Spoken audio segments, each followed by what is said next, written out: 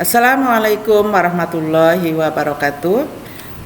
Ketemu lagi dengan Ibu kelas 12. Kita sudah bertemu ketiga kali ini ya. Kita masih belajar tentang tata kelola keuangan. Ibu selalu mengingatkan bahwa pertemuan kita di kelas 12 tentang tata kelola keuangan hanya memperdalam dari kelas yang sebelumnya. Jadi di kelas 11 kita sudah belajar tentang tata kelola keuangan. Karena kalian waktunya kepotong oleh PKL dan dengan situasi yang masih pandemi COVID-19, jadi kalian masih tetap belajar di rumah.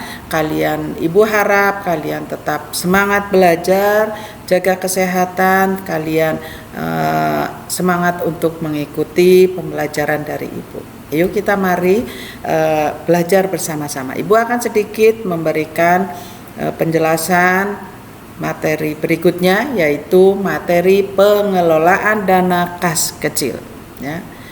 Kemarin juga sudah dijelaskan apa itu definisi kas kecil, tapi biar kalian tidak lupa, Ibu akan ulang kembali ya, apa dari pengertian atau definisi kas kecil. Definisi daripada kas kecil adalah sejumlah uang tunai tertentu yang disisihkan dalam perusahaan dan digunakan untuk melayani pengeluaran tertentu ya. Nah, di dalam kas kecil ada karakteristik kas kecil.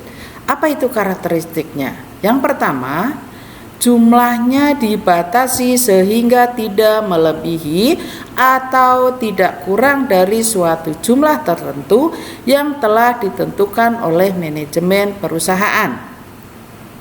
Yang kedua, digunakan untuk mendanai transaksi kecil yang bersifat rutin setiap hari.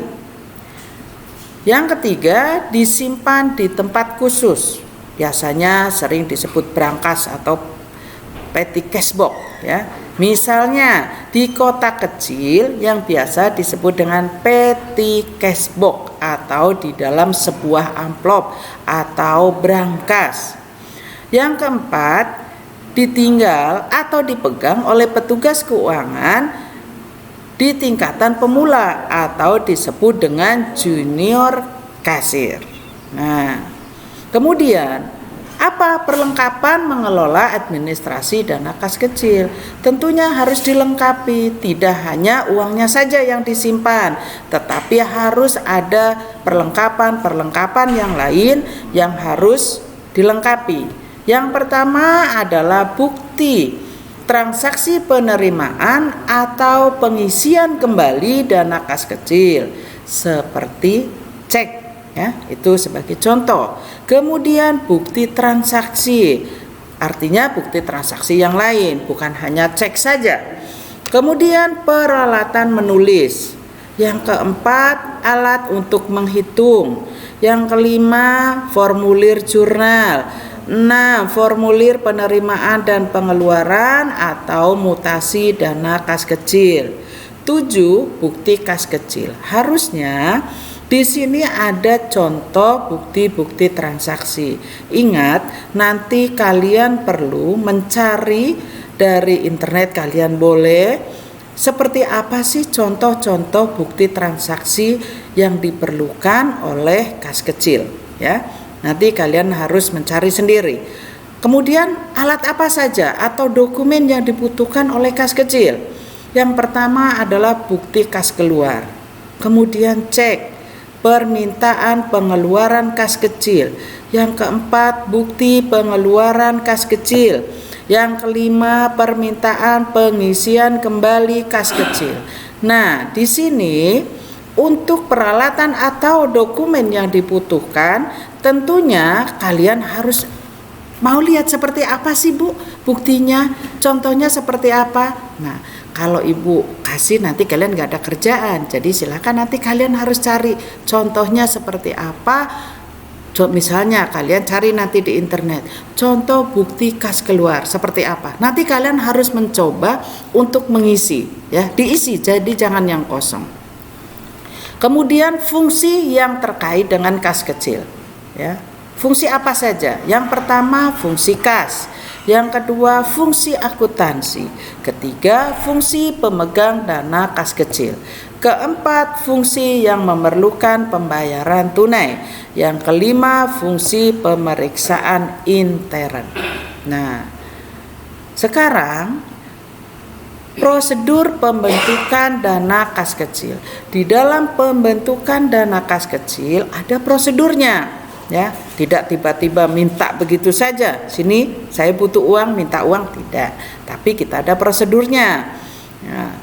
Prosedur bagian utang.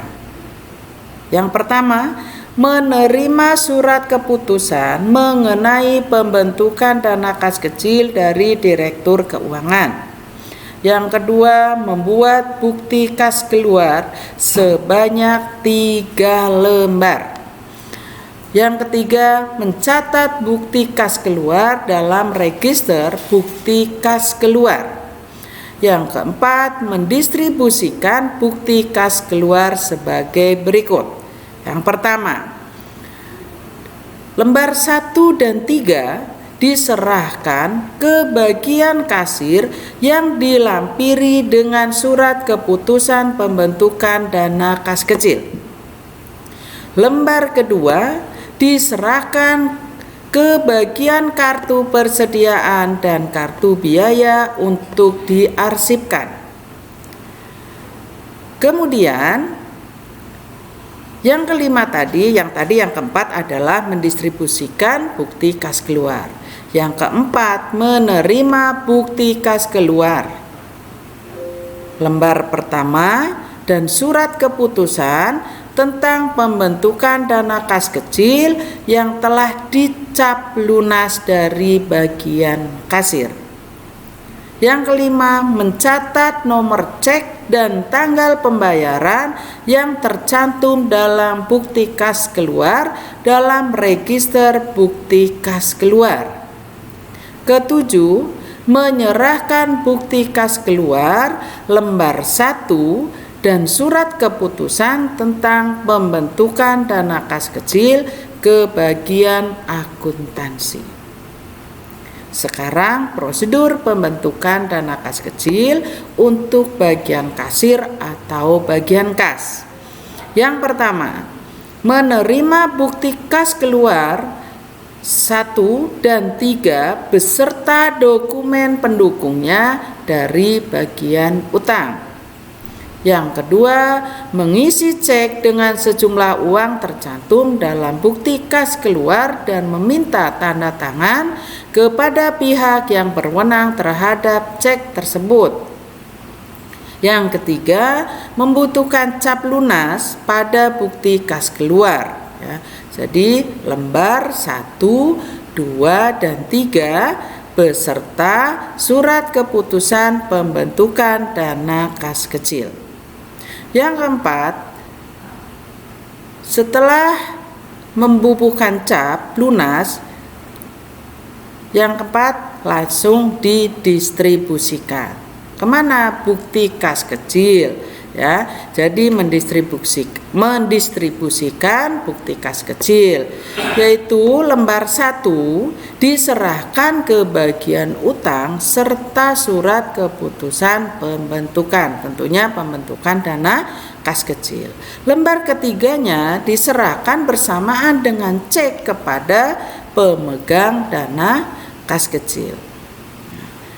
Prosedur pembentukan dana kas kecil bagian pemegang dana kas kecil. Yang pertama, menerima cek dan bukti kas keluar lembar 3 dari bagian kasir. Yang kedua, menguangkan cek ke bank. Yang ketiga, menyiapkan uang tunai yang diambil dari bank. Yang keempat, menyiapkan bukti kas keluar, kemudian diarsipkan menurut tanggal. Jadi bagian akuntansi atau administrasi harus juga mengarsipkan bukti-bukti transaksi di dalam akuntansi. Bukan hanya bagian arsip saja yang menyimpan atau yang mengarsip, tapi kalian menjadi pemegang kas kecil harus juga bisa mengarsipkan bukti-bukti kas kecil. Kemudian prosedur pembentukan dana kas kecil untuk bagian akuntansi. Apa saja? Yang pertama adalah menerima bukti kas keluar lembar 1 beserta surat keputusan tentang pembentukan dana kas kecil dari bagian utang.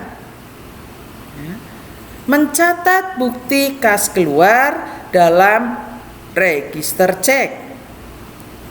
Yang ketiga, mengarsipkan bukti kas keluar beserta surat keputusan tentang pembentukan dana kas kecil ke dalam arsip menurut nomor urut bukti kas keluar. Arsip ini yang disebut arsip bukti kas keluar yang telah dibayar. Selanjutnya, prosedur permintaan dan pertanggungjawaban pengeluaran dana. Ya, di sini pemakaian dana kas kecil. Yang pertama, membuat permintaan pengeluaran kas kecil rangkap 2 lalu dikirimkan kepada pemegang kas kecil. Yang kedua, menerima uang dari pemegang kas kecil bersamaan PPKK lembar 1. Ya, ini bukti kas keluar. Yang ketiga, mengarsipkan sementara, yaitu menurut nomor urut ya. Kemudian mengeluarkan uang dan mengumpulkan bukti pendukung. Yang kelima, membuat bukti pengeluaran kas kecil. Keenam, menyerahkan bukti kas keluar, dokumen pendukung dan kas keluar yang diserahkan kepada pemegang kas kecil. Yang ketujuh, menerima kembali bukti pengeluaran kas kecil lembar 1 yaitu dari pemegang kas kecil setelah dibubuhi cap lunas. Sebelum dibubuhi cap lunas berarti belum berhak untuk didistribusikan. Boleh dikembalikan dulu untuk meminta untuk dicap lunas. Yang terakhir adalah mengarsipkan kembali pengeluaran kas kecil. Prosedur permintaan dan pertanggungjawaban pengeluaran dana pemegang dana kas kecil. Pertama, menerima lembar 1 dan lembar 2 dari pemakai dana kas kecil. Yang kedua, menyerahkan uang kepada pemakai dana kas kecil. Yang ketiga, mengarsipkan lembar kedua diarsip menurut abjad. Yang keempat, menerima BPKK bukti kas masuk bukti kas keluar lembar 1 dan dokumen pendukung dari pemakai dana kas kecil. Yang kelima, memeriksa pertanggungjawaban pemakaian dana kas kecil. Yang keenam, BPKK lembar kedua dikembalikan kepada pemakai dana kas kecil setelah dicap lunas. Yang ketujuh, mengarsip sementara BPKK dan PPKK lembar 1 dan dokumen pendukung sampai dengan pengisian kembali dana kas kecil. Selanjutnya, prosedur pengisian kembali kas kecil. Kalau sudah dananya habis, kita berhak untuk meminta atau mengajukan kembali pengisian kembali dana kas kecil. Nah, seperti apa? Yang pertama, sekretaris meminta persetujuan pimpinan untuk membuat form permohonan. Yang kedua, form permohonan dibuat oleh sekretaris. Yang ketiga, permohonan di ACC oleh pimpinan. Yang keempat, sekretaris memberi form permohonan ke kasir untuk mencairkan dana.